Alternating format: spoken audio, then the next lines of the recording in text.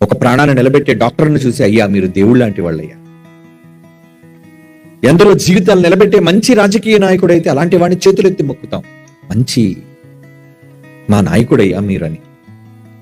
అలా ప్రజలు మొక్కాలి అంటే, నమస్కరించాలి అంటే మంచి లక్షణాలను కలిగి ఉండాలి.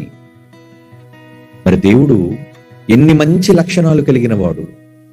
ఆయనలో ఏం చెడు ఉందో చెప్పండి? ఆయనలో చెడు లేదండి.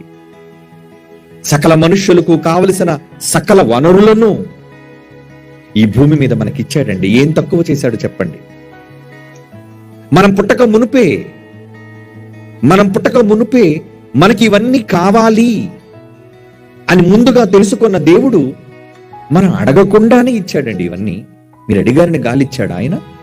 మీకు కావాలి అని సూర్యుని చేశాడు ఆయన. మీకు ఆహారం అవసరమని నేలను పండించాడు ఆయన. ఎన్ని ఎన్ని ఎన్ని చేశాడు చెప్పండి?